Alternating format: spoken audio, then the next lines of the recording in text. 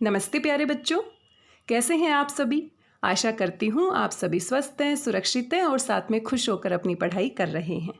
आज मैं आप सभी के लिए लेकर आई हूँ हिंदी ओलंपियाड का कक्षा छठी के लिए पिछले वर्ष का यानी वर्ष 2022 का प्रश्न पत्र। आज के इस वीडियो में इस पूरे प्रश्न पत्र को हम हल करने वाले हैं और साथ में देखने वाले हैं कहाँ कहाँ से प्रश्न पूछे जाते हैं। ये प्रश्न पत्र हिंदी ओलंपियाड फाउंडेशन की तरफ से उपलब्ध करवाया गया है, इसलिए हिंदी ओलंपियाड फाउंडेशन को बहुत बहुत धन्यवाद और आभार। आप हिंदी ओलंपियाड फाउंडेशन की वेबसाइट पर जाकर और अधिक जानकारी प्राप्त कर सकते हैं। इनकी वेबसाइट है www.hindiolympiad.com। प्यारे बच्चों, क्या आप सभी जानते हैं ये जो परीक्षा है पिछले 6 साल से आयोजित की जा रही है और इस बार 2023-2024 में इस परीक्षा को 7वीं बार आयोजित किया जाएगा। ये केवल भारत के विद्यालयों में ही आयोजित नहीं की जाती बल्कि अमेरिका, जापान, सिंगापुर, इंग्लैंड जैसे अनेक 15 देशों में भी आयोजित की जाती है।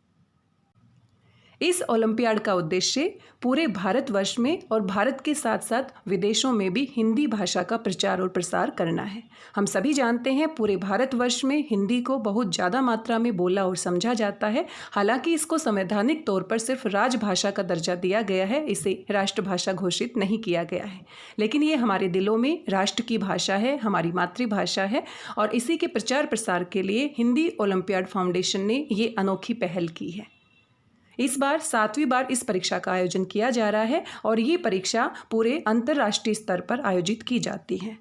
कक्षा तीसरी से 10वीं कक्षा के विद्यार्थी अगर प्रथम स्थान प्राप्त करते हैं तो उनको 21,000 रुपये यानी कि 21,000 रुपीज़ की धनराशि प्रदान की जाती है। दूसरी पदवी हासिल करने वाले विद्यार्थी को 11,000 यानी कि 11,000 रुपीज़ की धनराशि प्रदान की जाती है और तीसरे स्थान पर आने वाले विद्यार्थी को 5,000 यानी कि 5,000 रुपये की धनराशि दी जाती है। प्रत्येक विद्यार्थी जो इस परीक्षा में भाग लेता है उसको पार्टिसिपेशन सर्टिफिकेट दिया जाता है, जिसे हम प्रशस्ति पत्र भी कहते हैं। प्यारे विद्यार्थियों, आप अपने विद्यालय की तरफ से इस परीक्षा में मुफ्त में रजिस्ट्रेशन करवा सकते हैं अगर आप दिल्ली के सरकारी स्कूल में पढ़ते हैं। दिल्ली के सरकारी स्कूलों के सभी बच्चों के लिए ये परीक्षा मुफ्त में रजिस्ट्रेशन करती है और साथ में परीक्षा का आयोजन करती है। और यदि आप किसी प्राइवेट स्कूल में पढ़ते हैं तो भी आपको परेशान होने की आवश्यकता नहीं है। आपकी रजिस्ट्रेशन फ़ीस रहेगी 150 रुपये और साथ में आप इससे संबंधित पुस्तक भी खरीद सकते हैं। हिंदी ओलंपियाड फाउंडेशन की वेबसाइट पर जाकर आपको इस पुस्तक का लिंक मिल जाएगा या फिर मैंने अपनी कम्युनिटी पोस्ट में भी इस पुस्तक का स्क्रीनशॉट शेयर किया है। वहां पर आपको एक व्हाट्सएप नंबर दिया गया है, उस पर आप ऑनलाइन पेमेंट करके आप इस पुस्तक को अपने घर पर मंगवा सकते हैं। आइए बिना देरी किए हुए इस प्रश्न पत्र को हल करते हैं। सबसे पहले प्रश्न पत्र को हल करने से पहले हमें ये महत्वपूर्ण जानकारी देखनी है और समझनी है कि परीक्षा से संबंधित कौन कौन सी बातों का हमें ध्यान रखना है।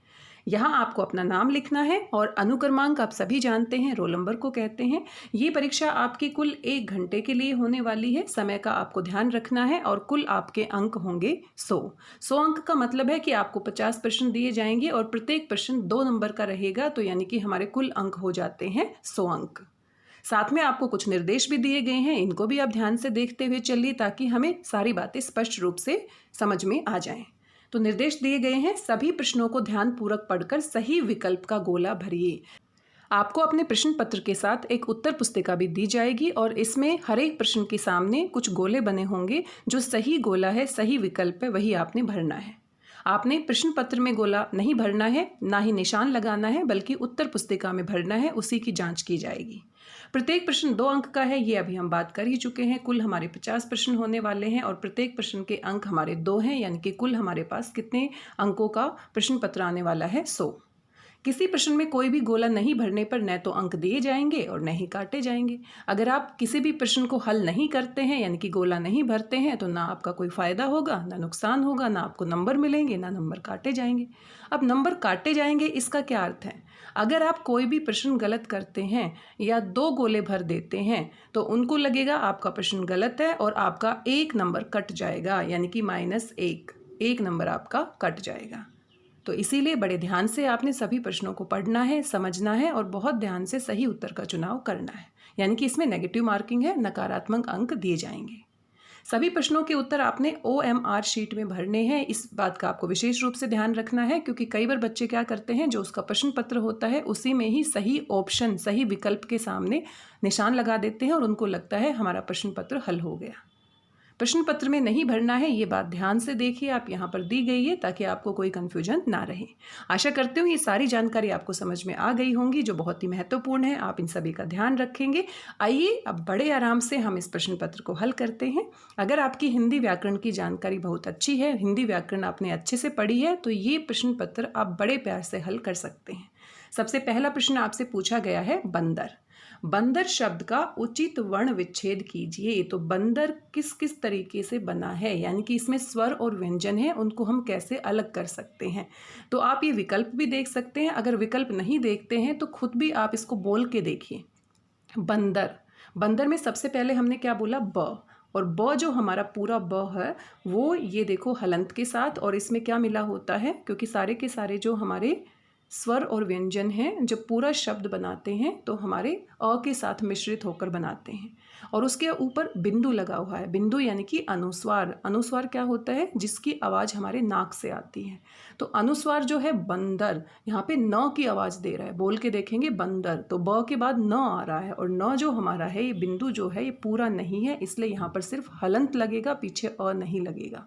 उसके बाद द, तो द पूरा है, यानी कि इसमें आपका द और फिर बाद में अ लगेगा। अ हमारा मिश्रित है इसमें, और र भी हमारा पूरा है, तो र के नीचे हलंत, और यहाँ पर क्या लगेगा, अ।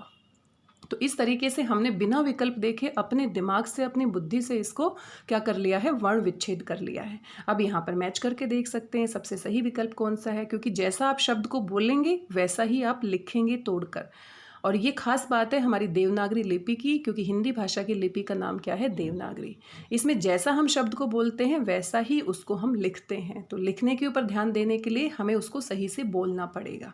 तो यहाँ पर देखो बंदर, ये तो वर्ण विच्छेद का रूप होता ही नहीं है, बिल्कुल गलत है। और यहाँ पर आप देखो, यहाँ पर हलंत लगाया ही नहीं है, तो वर्ण विच्छेद करते हैं तो हमें हलंत भी लगाना होता है, क्योंकि जो स्वर की मात्रा होती है उसको अलग करके हम लिखते हैं। तो सबसे सही विकल्प हमारा कौन सा है, पहला। सबसे सही विकल्प है हमारा पहला विकल्प, सबसे सही है। और बड़ा ही आसान सा प्रश्न पत्र है, तो वर्ण विच्छेद आपको अच्छे से कर लेने चाहिए, क्योंकि यहाँ से आपको 1 या 2 सवाल देखने को मिल सकते हैं। अगला प्रश्न है हमारा, शुद्ध शब्द पर गोला लगाइए। तो शब्दों का शुद्ध रूप यानी कि शुद्ध वर्तनी जब हम किताबों में पढ़ते हैं तो देखते हैं, और ये आसान सा यहाँ पर शब्द दिया गया है चंदन। लेकिन आपको कंफ्यूज करने के लिए देखो, चंदन और चंदन ये तो बिल्कुल ही गलत है, आप समझ गए होंगे। इन दोनों में आप कंफ्यूज हो सकते हैं। तो ये वही वाली बात है, जैसे बंदर को आपने पढ़ा था, तो चंदन, च के बाद न की आवाज़ आ रही है, यानी कि च के ऊपर बिंदु लगेगा, और यहाँ पर द के ऊपर बिंदु लगा है, तो ये भी गलत हो जाएगा। सबसे सही विकल्प कौन सा है, दूसरा। तो बहुत जल्दबाजी नहीं करना, कभी कभी बिंदु हमें आसपास दिखाई देता है तो हम गलती से तीसरे विकल्प के साथ भी चले जाते हैं। आइए आगे बढ़ जाते हैं। शुद्ध शब्द का गोला भरिए। तो ये भी बहुत ही महत्वपूर्ण शब्द है, जो बार बार परीक्षाओं में पूछा जाता है, क्योंकि हम ज़्यादातर ऐसे लिखते हैं बिंदु के साथ 5। ये तो बिल्कुल ही गलत है। तो इसमें और इसमें हम कंफ्यूज हो सकते हैं, लेकिन जो हमारा 5 है उसमें अनुनासिक आता है। अनुनासिक का मतलब क्या होता है, जिसकी आवाज़ नाक और मुंह दोनों से निकलती है, और जिसका निशान होता है चंद्र बिंदु। तो सही विकल्प हमारा कौन सा है, यहाँ पर तीसरा। इसके साथ आपको कंफ्यूज नहीं होना है। आगे है, शुद्ध शब्द का गोला भरिए। तो यहाँ पर भी शुद्ध वर्तनी से संबंधित शब्द दे दिया गया है, पर्वत, और ये बहुत ही आसान सा शब्द है, आपने किताबों में अवश्य पढ़ा होगा। नहीं भी पढ़ा है तो इसको बोल के देखिए, पर्वत। यहाँ पर भी आपको कंफ्यूज करने के लिए देखो 2 विकल्प ऐसे दिए गए हैं, जहाँ पर जो रेफ वाला, ये ऊपर वाला जो र होता है इसको रेफ वाला र बोलते हैं, और ये जिस वर्ण के ऊपर लगा होता है उससे पहले इसकी आवाज़ आती है। तो कई बच्चे इसमें कंफ्यूज हो सकते हैं, लेकिन ये पर्वत है, तो व के ऊपर र लगा है, लेकिन ये व से पहले बोला जाएगा। और ये जो हमारा है ये तो बिल्कुल ही गलत है। तो सही विकल्प हमारा कौन सा हो जाता है, यहाँ पर दूसरा। 2 समान व्यंजन एक साथ आने पर क्या कहलाते हैं, द्वित्व व्यंजन। 2 समान व्यंजन, जैसे मान लो हमारे पास है बच्चा, तो बच्चा में जो च और च, एक बार आधा च आया है बिना स्वर के, और एक बार पूरा च आया है, तो बच्चा। ऐसे ही कच्चा आप कह सकते हैं। ये जो आपके शब्द बनते हैं ये द्वित्व व्यंजन से। द्वित्व का मतलब होता है दो बार कोई व्यंजन जब बार बार आता है, आगे पीछे आता है, एक जैसा जो हमारा व्यंजन आता है, तो उससे जो शब्द का निर्माण होता है उसको हम क्या कहते हैं, द्वित्व व्यंजन। तो इसका विकल्प सही कौन सा है, दूसरा। सरल तो व्यंजन कोई होता ही नहीं है। संयुक्त व्यंजन के बारे में भी आइए जान लेते हैं। संयुक्त व्यंजन क्या होते हैं, श, त्र, गे और श्र, ये हमारे क्या होते हैं, संयुक्त व्यंजन होते हैं। तो द्वित्व क्या होते हैं, जो दो बार आते हैं, दो समान व्यंजन एक साथ आते हैं।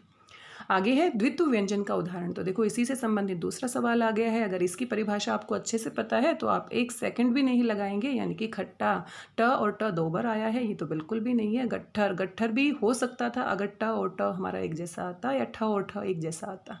तो यहाँ पर कौन सा विकल्प सही हो जाता है, इसमें हमारा खट्टा विकल्प सही हो जाता है, और यहाँ पर हमारा द्वित्व और ये हमारा पर्वत। आइए आगे बढ़ जाते हैं, और आगे यहाँ पर प्रश्न संख्या 7 दी गई है। रेखांकित शब्द का सही अर्थ बताइए। तो यहाँ पर एक शब्द है जग, और जग के नीचे रेखांकित किया गया है, यानी कि लाइन खींची गई है। तो इसका हम किस किस अर्थ में प्रयोग करते हैं। तो जग क्या होता है, संसार, सारा जग झूठा, आपने सुना होगा, बहुत सारे बॉलीवुड के गानों में भी आपने सुना होगा। तो जग क्या होता है, संसार को भी कहते हैं। और जग आपने देखा होगा, ये देखो एक जग होता है पानी पीने का, कुछ ऐसा होता है, और जिसमें बहुत सारा पानी हम डालते हैं। तो इसकी चोंच कुछ ज़्यादा ही कोए जैसी बन गई है। तो ये हमारा एक बर्तन होता है, इसका एक हैंडल भी होता है। यहाँ पर संसार और बर्तन दोनों ही अर्थ जग के हो सकते हैं, तो इसलिए हम कह सकते हैं कि दोनों ही विकल्प क्या है, सही है। तो तीसरा विकल्प हमारा क्या है, सही। दोनों विकल्प के यानी कि जो प्रयोग हैं वो सही है। रेखांकित शब्द का सही अर्थ बताइए। मेहनत करो, फल की चिंता मत करो। तो जो फल है, फल का मतलब क्या होता है, फल हमारा क्या होता है, परिणाम। हम कहते हैं ना, परीक्षा का क्या परिणाम आया है, क्या फल मिला है, तुमने इतनी मेहनत की है। और सेब, केला, संतरा आदि ये फल होते हैं। तो जो फल होता है, किसी काम का भी फल हमें मिलता है, यानी कि परिणाम के रूप में मिलता है। और साथ में जो खाने वाले फल होते हैं, तो दोनों ही अर्थ में इसका भी प्रयोग करते हैं। तो यहाँ पर भी तीसरा विकल्प क्या है, सही है। रेखांकित अंश में सही कारक चिन्ह पहचानिए। तो कारक भी आपको अच्छे से पढ़ने हैं। तो यहाँ पर जो कारक होता है वो पूरे के पूरे वाक्य में शब्दों की क्रिया के साथ क्या संबंध है उसकी स्थिति को बताता है। कारक के विभक्ति चिन्ह भी होते हैं, जैसे कि कर्ता ने, कर्म को, कर्ण से, और जो यहाँ पर कर्ण के साथ से विभक्ति चिन्ह लगता है वो सहायता के अर्थ में लगता है।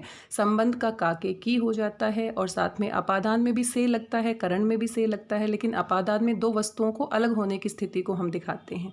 अधिकरण हमारा में पेपर हो जाता है, आधार के अर्थ में कार्य करता है, और साथ में संप्रदान हमारा के लिए। तो ये सारे के सारे जो कारक हैं इनकी परिभाषा आप एक बार पढ़ लीजिए अपनी हिंदी व्याकरण की पुस्तक से, और साथ में इनके कारक चिन्ह भी आप याद कर लीजिए। अगर कारक चिन्ह आपको याद होंगे तो आप किसी भी वाक्य में इसकी पहचान आसानी से कर सकते हैं, क्योंकि कक्षा छठी में इसी आधार पर पूछे जाते हैं। ज़्यादातर कारक के साथ आपको विभक्ति चिन्ह दिखाई दे जाते हैं। बड़ी कक्षाओं में जब हम विस्तार से पढ़ते हैं तो कभी कभी कारक का विभक्ति चिन्ह नहीं होता है, फिर हमें अपनी बुद्धि से उसको पहचानना पड़ता है। चलिए आगे बढ़ते हैं, देखते हैं इसका उत्तर क्या है। पंकज ने सांप को भगाया। किसको भगाया, सांप को। तो यहाँ पर एक तो कर्ता कारक दिया है और एक कर्म दिया है। तो अभी अभी मैंने आपको बताया कर्ता ने और कर्म को।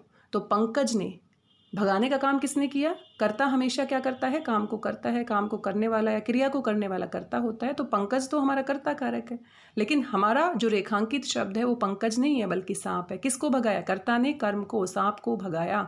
तो यहाँ पर कर्म कारक है, दोनों नहीं हो सकते। दो कारक एक जगह हो ही नहीं सकते, सिर्फ एक होगा। ये आपको कंफ्यूज करने के लिए दिया गया है कि कई बार बच्चे देखो यहाँ पर इसमें भी दोनों वाला उत्तर सही है, इसमें भी दोनों वाला उत्तर सही है, तो बच्चे को लगेगा भाई इसमें भी तुक्का मार देते हैं, दोनों वाला सही है। पर ऐसे हमेशा तुक्के थोड़ी ना लगते हैं। चलिए आगे बढ़ जाते हैं। अनुनासिक का उच्चारण स्थान। अभी देखो बीच में अगर आप मुझे ध्यान से सुनते हैं तो मैंने आपको अनुस्वार भी बताया था। अनुस्वार आपका ऐसा ध्वनि होती है जो नाक से निकलती है, जो बिंदु के रूप में होता है, जो बंदर वाला शब्द हमने देखा था।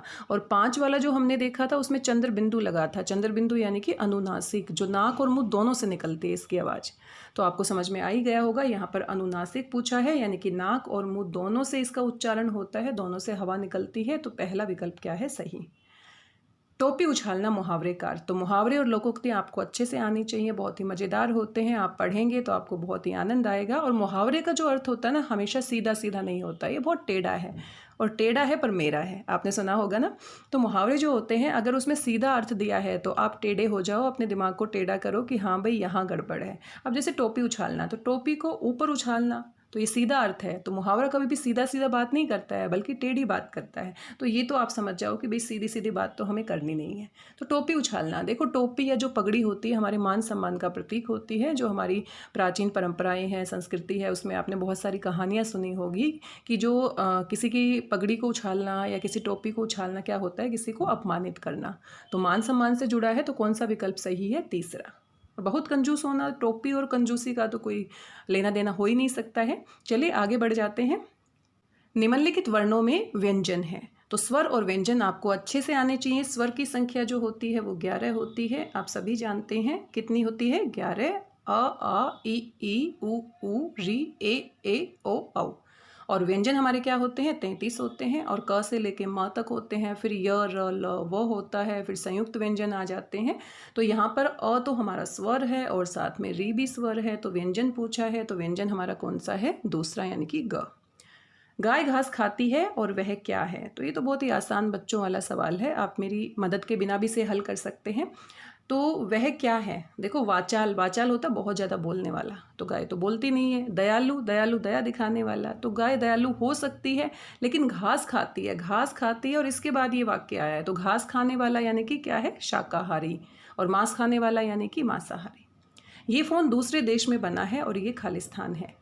तो स्वदेशी क्या होता है? स्व मतलब अपना और अपने देश का बना हुआ स्वदेशी, और विदेशी दूसरे देश का बना हुआ, तो दूसरा विकल्प सही हो जाएगा। लेकिन देखो परदेसी, परदेसी क्या होता है?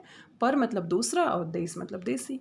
तो परदेसी क्या होता है? दूसरे देश के व्यक्ति को हम क्या कहते हैं? परदेशी। और दूसरे देश में बनी हुई वस्तुओं को हम क्या कहते हैं? विदेशी। तो इस बात का थोड़ा सा आप ध्यान रखेंगे। आगे है, हम सब ने खालिस्तान शाबाशी दी। तो ये भी आसान है, आप फटाफट यहाँ पर तीनों विकल्प को फिट कीजिए और आपको फटाफट पता चल जाएगा बड़े आराम से।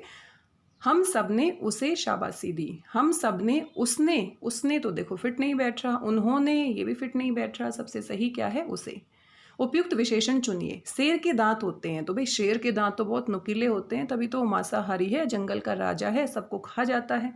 क्रिया भेद बताइए। तो क्रिया के भेद, क्रिया के दो भेद होते हैं मुख्य रूप से, सकर्मक और अकर्मक। वैसे तो रचना के आधार पर क्रिया के और भी भेद होते हैं जो आप बड़ी कक्षाओं में पढ़ेंगे।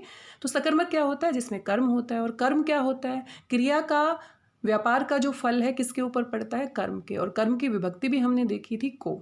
और अकर्मक क्या होता है? जहाँ पर कोई कर्म नहीं होता। तो बच्चे गांव के तालाब में तैर रहे हैं, कहाँ तैर रहे हैं? तालाब में। और में तो हमारा अधिकरण कारक की विभक्ति चिन्ह है, तो यहाँ पर अधिकरण कारक है, कर्म कारक नहीं है।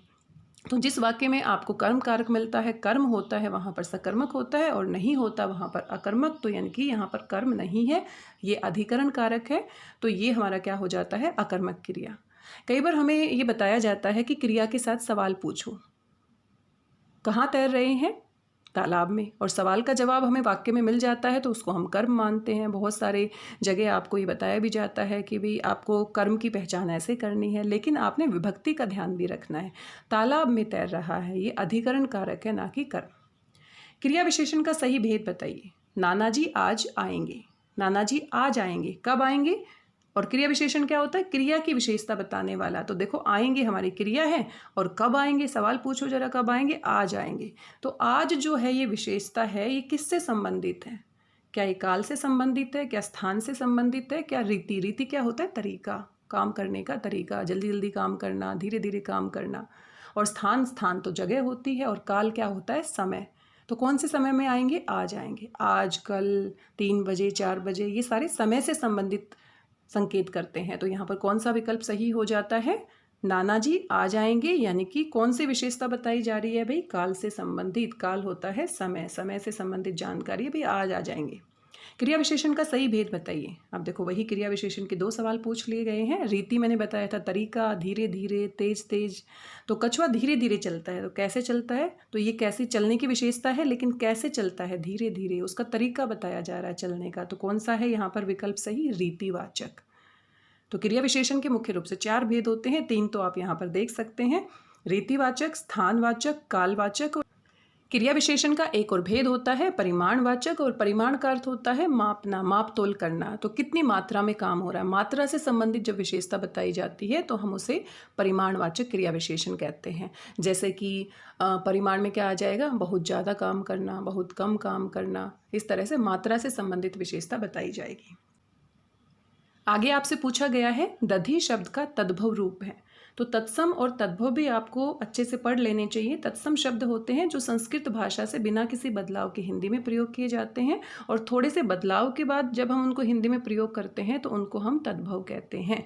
तो यहाँ पर दधि, दधि जो शब्द है हमारा तत्सम है, संस्कृत का है। संस्कृत में दही को हम दधि कहते हैं। तो आपसे तद्भव पूछा है, यानी कि ये विकल्प कौन सा सही हो जाएगा, दही। और साथ में देखो दूसरा भी हम देख लेते हैं, और यहाँ पर दूध भी दिया गया है। तो दूध हमारा क्या है, तद्भव रूप है। और इसका अगर बाई चांस आपसे पूछ लिया जाए कि तत्सम रूप बताओ तो दुग्ध, दुग्ध को हम क्या कहते हैं, दूध। और छाछ जो है हमारा, छाछ हम लस्सी को कहते हैं। आगे एक और प्रश्न दिया गया है जो कि तद्भव और तत्सम से संबंधित है। तो दो प्रश्न हमारे तत्सम और तद्भव से संबंधित पूछ लिए गए हैं। यहाँ पर दिया गया है कुक्कुर। कुक्कुर जो शब्द है वो हमारा संस्कृत में आता है, और इससे संबंधित तद्भव रूप क्या होगा। तो देखो कुकुर ये गांव में बोला जाता है, हमें लग सकता है कि ये हो सकता है। कुक्कड़, कुक्कड़ तो बिल्कुल ही अलग है। लेकिन यहाँ पर हिंदी में जो हमारा शुद्ध शब्द होगा तद्भव, वो क्या होगा, कुत्ता। कुकुर को हम क्या कहते हैं, कुत्ता कहते हैं। उत्तर शब्द का सही अनेकार्थी शब्द है। तो उत्तर जो है, तो उत्तर हम किसको कहते हैं, किसी भी सवाल के जवाब को हम उत्तर कहते हैं। उत्तर दिशा भी होती है। तो यहाँ पर विकल्प देखते हैं। प्रश्न, प्रश्न तो नहीं होता। धतूरा, धतूरा भी नहीं होता। तो जवाब, उत्तर हम किसे कहते हैं, जवाब देना। किसी भी प्रश्न का हम उत्तर देते हैं, यानी कि जवाब देते हैं। संयुक्त व्यंजन है। तो देखो अभी अभी आप मुझे ध्यान से सुनते रहिए, आपको बहुत महत्वपूर्ण जानकारी मिलती रहेगी। तो संयुक्त व्यंजन मैंने आपसे बताए थे कौन से होते हैं, श, त्र, गे और श्र। तो अब अगर आपने ये चार याद कर लिए हैं, संयुक्त व्यंजन आप समझ गए हैं, तो फटाफट आप एक सेकंड में इसका उत्तर ढूंढ लेंगे कि ये हमारा दूसरा विकल्प क्या है, सही है। यथा इष्ट से बना सही शब्द। तो ये हमारा संधि से संबंधित पूछ लिया गया है कि यथा और इष्ट।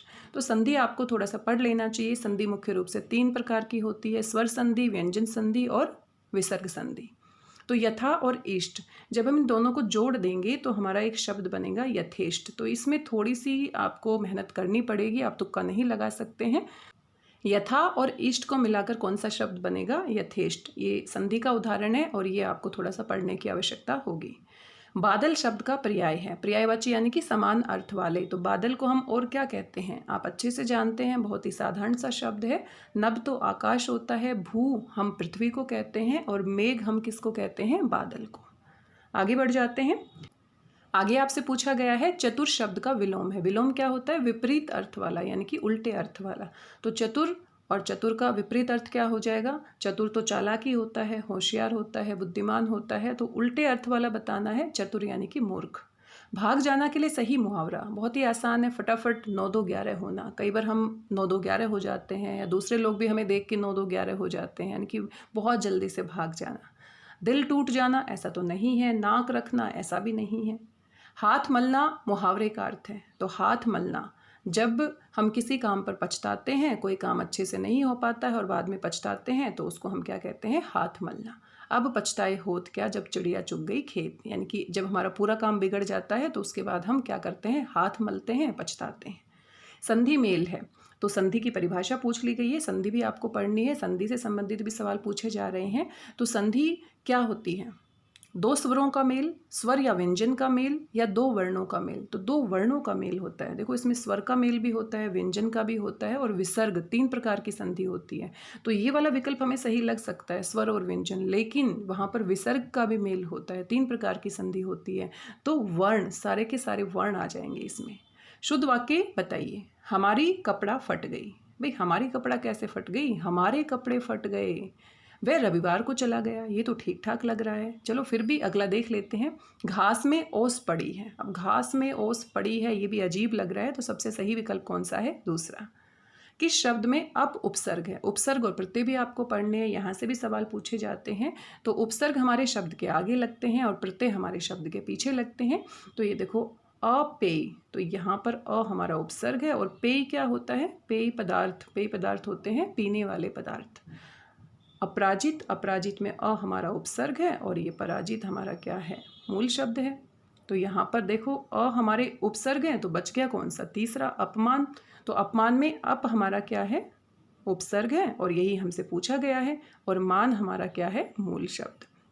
तो हमें जल्दबाजी बिल्कुल भी नहीं करनी है। देखो इसमें अप यहाँ पर भी हम कर सकते हैं, यहाँ पर भी अप दिया गया है, लेकिन जब हम इनको तोड़ेंगे तो मूल शब्द का हमारा कोई ना कोई अर्थ निकलना चाहिए। तो जल्दबाजी के लिए बिल्कुल भी आपने अपने आप को तैयार नहीं करना है। धीरे धीरे बड़े आराम से आपने प्रश्न पत्र को हल करना है। क्यों करना है? क्योंकि नेगेटिव मार्किंग है, 1 नंबर आपका ऐसे ही कट जाएगा अगर आप बिना सोचे समझे गलत उत्तर देते हैं। आगे आपसे पूछा गया है अ उपसर्ग वाला शब्द बताइए। तो आपको तरीका पता चल गया, आप पहले खुद से हल कीजिए, आपने जल्दबाजी नहीं करनी है। अपरिचित, देखो अ और अ में हमने क्या जोड़ दिया है? परिचित। तो जो मूल शब्द है उसके ऊपर भी ध्यान देना है। अनुपम, तो यहाँ पर देखो दूसरा हमारा शब्द है अनुपम। अनुपम में अन हमारा क्या है? उपसर्ग है और उपम हमारा क्या है? शब्द। अनबन में अन हमारा उपसर्ग है और बन हमारा क्या है? मूल शब्द। तो हम देख लेते हैं यहाँ पर क्या पूछा गया है। यहाँ पर अ उपसर्ग वाला शब्द पूछा गया है, तो सबसे पहला जो विकल्प है वो बिल्कुल सही है, अपरिचित। यहाँ पर अ हमारा क्या है? उपसर्ग और मूल शब्द क्या है? परिचित। किस शब्द में प्रत्यय लगा है बताइए। तो प्रत्यय हमारे शब्द के पीछे लगते हैं और यहाँ पर कौन से प्रत्यय की बात आपसे पूछी गई है? हार। तो उद्धार, उद्धार में तो हार नहीं है, यहाँ पर वैसे भी उद्धार में उत हमारा क्या है? उपसर्ग।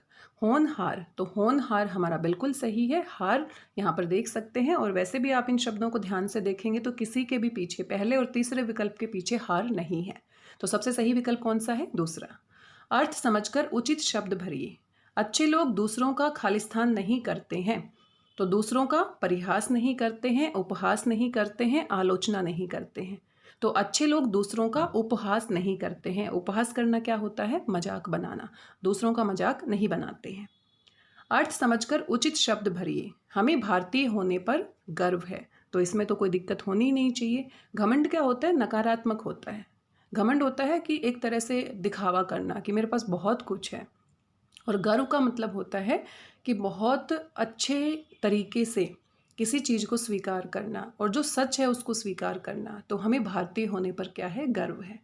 गिनती का सही क्रम बताओ। तो हिंदी में गिनती भी आपको 1 से 100 तक जरूर याद करनी चाहिए, यहाँ से भी सवाल पूछे जाते हैं। तो 60, अब देखो अगर मैं कहूँ 60, अब फटाफट समझ जाएंगे। 60 को हम क्या कहते हैं? 60। और मैं कहूँ 61, तो ये आपका हो गया 61। और 61 के बाद हमारा क्या आता है? 62। और 62 को हिंदी में क्या कहते हैं? इसके बाद वाला आपने बताना है। तो ये हमारा क्या होता है? 62, यानी कि पहला विकल्प क्या है? सही है। 59, 59 क्या होता है? 59। और 63, 63 क्या होता है? 63। तो थोड़ा सा आपको ध्यान देने की ज़रूरत है, गिनतियाँ आपको आनी चाहिए। 60 मतलब 60, 61 मतलब 61 और 62 मतलब 62।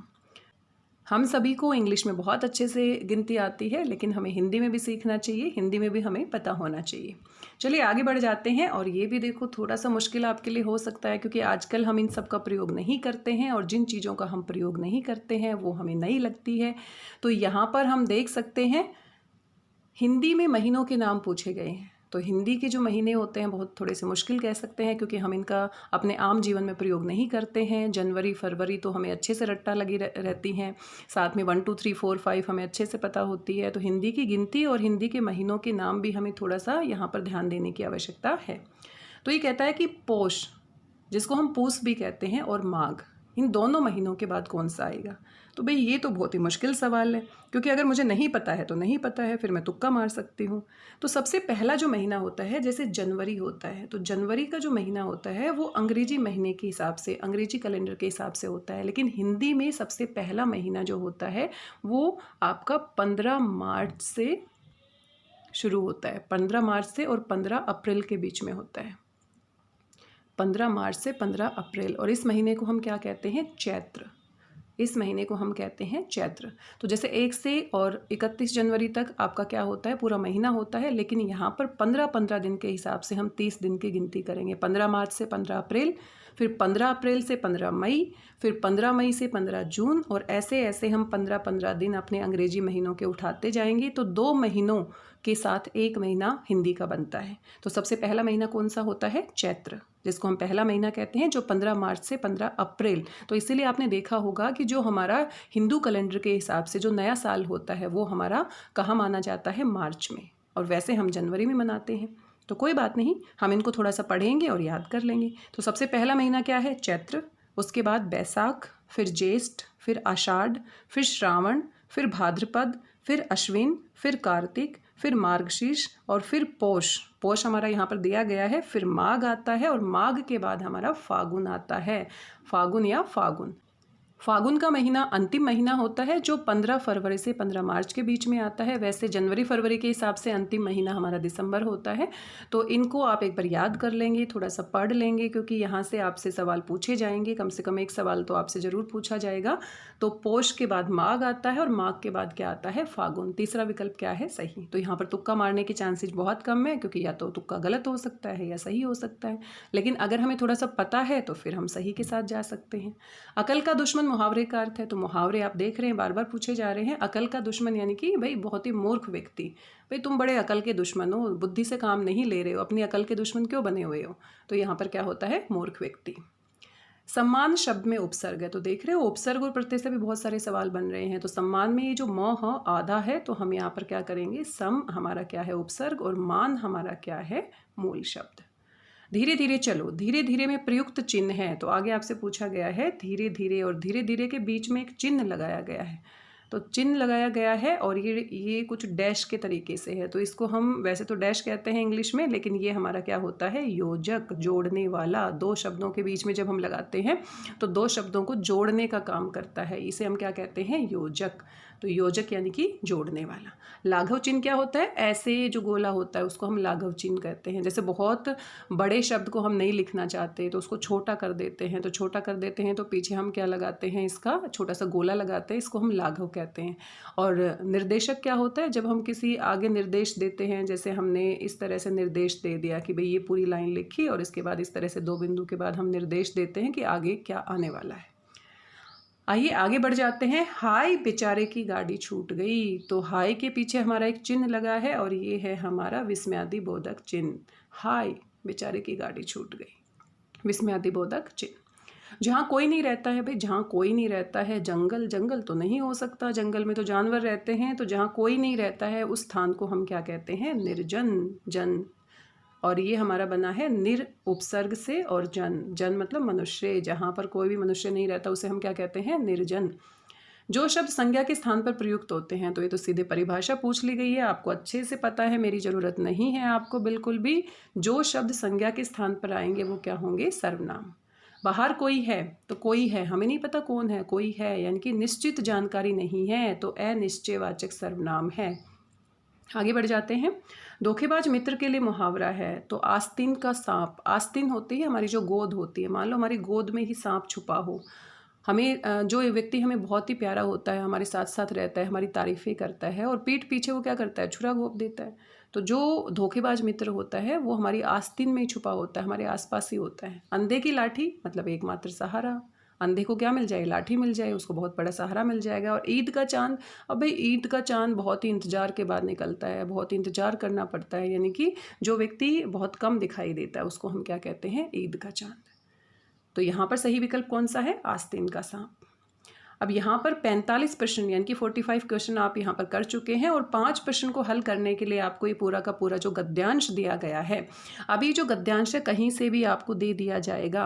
और एक बात आपने ध्यान दी कि आपको सिर्फ हिंदी व्याकरण की तैयारी करनी है। हिंदी व्याकरण से संबंधित सवाल आपसे पूछे जा रहे हैं। जो आपकी पाठ्य पुस्तक है, NCERT की पाठ्य पुस्तक है, जिसमें पाठ दिए गए हैं, तो पाठ को आपको याद करने की ज़रूरत नहीं है। पाठों से संबंधित सवाल आपकी हिंदी की परीक्षा में पूछे जाएंगे। ओलंपियाड की परीक्षा में सिर्फ आपकी सामान्य हिंदी व्याकरण की जानकारी की जांच की जाती है कि आपको कितने अच्छे से हिंदी की जानकारी है। और ये जो पंक्तियां हैं ये कहीं से भी आ जाएंगी, तो आपकी पुस्तक से नहीं होंगी ये, तो इसीलिए आपको इनको ध्यान से पढ़ना है। पढ़ने के बाद इनसे संबंधित सवालों के उत्तर आपको देने हैं। तो आइए जल्दी से इसे पढ़ लेते हैं। तुकाराम एक महान संत थे। तो तुकाराम की बात की जा रही है। वे हरिनाम के सम्मुख हर ऐश्वर्य और वैभव को तुच्छ समझते थे। हरिनाम यानी कि ईश्वर का वो स्मरण करते रहते थे, ध्यान करते रहते थे, और उसके सामने उनको बहुत सारा ऐश्वर्य यानी कि धन दौलत वैभव कुछ भी अच्छा नहीं लगता था, यानी कि वो भगवान के बहुत बड़े भक्त थे। छत्रपति शिवाजी तुकाराम का बहुत आदर करते थे। एक बार उन्हें सूचना मिली कि तुकाराम पास ही के गांव में आए हुए हैं। उन्होंने अपने महामंत्री के साथ बहुत सा धन और हीरे जवाहरात बड़े आदर व श्रद्धा के साथ उनके पास भेजे और उनसे अपने पास पधारने की प्रार्थना की। तुकाराम पूरी तरह से संसार और सांसारिक माया से विरक्त हो चुके थे। विरक्त होना मतलब पूरी तरह से मुक्त हो जाना। उनको कोई फर्क नहीं पड़ता था कि मेरे पास क्या है क्या नहीं है, वो सिर्फ भगवान की भक्ति करते थे। उन्होंने छत्रपति की भेजी हुई सभी वस्तुओं को विनम्रतापूर्वक लौटा दिया, क्योंकि वो उनके किसी काम की नहीं थी। साथ ही एक पत्र भी लिख कर दिया। उसमें लिखा था, सामान्य व्यक्ति और सम्राट दोनों ही मेरे लिए एक हैं। मोह और आशा तो ईश्वर के मार्ग में रोड़े हैं, मैं इनसे दूर हो गया हूँ। मेरे लिए अब सोना और मिट्टी दोनों एक समान है। सोना यानी कि जो सोना, जो गोल्ड आप कह सकते हैं, और जो मिट्टी है वो दोनों एक जैसी है, क्योंकि मेरा इनमें कोई भी मोह माया नहीं है। मैं पूरी तरह से इनसे मुक्त हो चुका हूँ। तो वो राजा को ये संदेश देना चाहते हैं कि जो ये महंगी महंगी वस्तुएं हैं ये मेरे किसी काम की नहीं है। तो मैं सिर्फ ईश्वर की भक्ति में विश्वास करता हूँ और लोगों से बातचीत करता हूँ और बहुत ही साधारण जीवन व्यतीत करता हूँ। आइए देखते हैं कौन से सवाल पूछे गए हैं। छत्रपति शिवाजी किसका आदर करते थे? तो देखो किसकी बात की गई है, संत तुकाराम। तो थोड़ा सा आप पढ़ेंगे तो कोई दिक्कत ही नहीं है। किसका आदर करते थे? महामंत्री का? बिल्कुल भी नहीं। ऐश्वर्य का? नहीं, संत तुकाराम का। तुकाराम की हरिनाम के बारे में क्या सोच थी? हरिनाम यानी कि भगवान का नाम जपना। मन को सुख देने वाला है, कह सकते हैं। जीवन नैया को पार लगाने वाला है, कह सकते हैं। हरिनाम के सम्मुख हर ऐश्वर्य और वैभव तुच्छ है। तो हमें गद्यांश के हिसाब से उत्तर देना है। तो सबसे सही विकल्प कौन सा है? ग। आगे बढ़ जाते हैं। तुकाराम किस चीज से मुक्त हो चुके थे? तो सांसारिक जो मोह माया है उससे वो मुक्त हो चुके थे। उनको कोई फर्क नहीं पड़ता था कितनी महंगी वस्तुएं उनको दी जा रही हैं। संसार और सांसारिक माया से वो क्या हो गए थे? मुक्त हो गए थे। चारों ओर फैले अंधकार से? ऐसा तो नहीं है। मोह माया के जाल से? ऐसा कह सकते हैं, लेकिन गद्यांश के हिसाब से सही उत्तर क्या है? संसार और सांसारिक माया से। तुकाराम ने ईश्वर के मार्ग के रोड़े किसे कहा है? छत्रपति शिवाजी को? ऐसा तो बिल्कुल भी नहीं है। हरिनाम हरिनाम तो वो करते ही है। तो मोह और जो आशाएं हैं, जो सांसारिक मोह माया है, उसको उन्होंने क्या कहा है? तुकाराम ने ईश्वर के मार्ग के रोड़े किसे कहा है? मोह और आशा को। संसार का पर्यायवाची शब्द है, तो संसार को और क्या कह सकते हैं? धरती तो कहेंगे नहीं, पृथ्वी भी नहीं कहेंगे, तो क्या कहेंगे? विश्व। ये पूरा विश्व, ये पूरा संसार। तो पर्यायवाची शब्द पूछा है, तो कौन सा विकल्प सही है? तीसरा विकल्प सही है। प्यारे विद्यार्थियों, यहाँ पर आपका प्रश्न पत्र पूरा हो जाता है। आप देख सकते हैं कुल 50 प्रश्न पूछे गए हैं। हर एक प्रश्न अगर आप सही करेंगे तो आपको 2 अंक मिलेंगे और इस तरीके से आपको कुल 100 अंक मिलेंगे। लेकिन अगर कोई उत्तर आपने गलत कर दिया है या आपने उसका हल नहीं किया है तो आपको नंबर मिलेंगे भी नहीं और कटेंगे भी नहीं। तो मान लो कोई प्रश्न है जो आपको बिल्कुल भी नहीं आता और आपको लगता है तुक्का भी मैं नहीं मार सकता, तो आप उसको छोड़ देंगे तो क्या फ़ायदा होगा? आपका नंबर कटेगा नहीं। और मान लो आपने तुक्का मारा और गलती से वो गलत हो गया, तो आपका -1 नंबर कम हो जाएगा। जो आपके टोटल नंबर आएंगे उसमें से एक एक नंबर कम होते जाएंगे जितने उत्तर आप गलत करेंगे। तो समझदारी इसी में है कि आप तुक्का मारें तो थोड़ा सोच समझ के मारें, कि थोड़ा बहुत अगर आपको अंदाजा है, आइडिया है, तो ही आप तुक्के मारें। वरना आप हिंदी व्याकरण, कोई भी हिंदी व्याकरण की बुक आप ले सकते हैं। किसी भी व्याकरण की बुक में आपको सारी बातें दी गई हैं, बस थोड़ा सा ध्यान लगा के आपको पढ़ना है। कोई भी व्याकरण की बुक आप देखेंगे, खोल के देखेंगे, सबसे पहले भाषा के बारे में जानकारी होगी। भाषा क्या होती है, लिपि क्या होती है, फिर शब्दों के बारे में जानकारी मिलेगी आपको, शब्द कितने प्रकार के होते हैं। उसके बाद आपको धीरे धीरे वहाँ पर शब्दों से रिलेटेड तत्सम तद्भव शब्द मिल जाएंगे, विलोम शब्द मिल जाएंगे, पर्यायवाची शब्द मिल जाएंगे, अनेक शब्दों के लिए एक शब्द मिल जाएंगे। उसके बाद आपको वाक्य के बारे में पूरी जानकारी मिलेगी। साथ में संज्ञा, सर्वनाम, क्रिया विशेषण, इन सब के बारे में किसी भी व्याकरण की बुक में, कोई भी व्याकरण की बुक आप लेंगे उसमें पूरी परिभाषाएं दी होती हैं।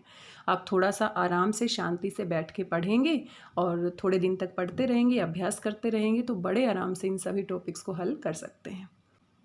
आज के इस वीडियो में बस इतना ही। मिलते हैं किसी नए वीडियो के साथ। तब तक स्वस्थ रहिए, व्यस्त रहिए, मस्त रहिए। हिंदी व्याकरण की बुक को पढ़ते रहिए, खुश होकर अभ्यास करते रहिए। और अगर आप हिंदी ओलंपियाड में बहुत अच्छा प्रदर्शन करते हैं तो मेरे साथ अवश्य साझा कीजिएगा। आप पूरी जानकारी और अपने नाम के साथ मुझे बता सकते हैं, मैसेज कर सकते हैं, और मैं आपकी जानकारी को अपने चैनल पर अवश्य साझा करूँगी।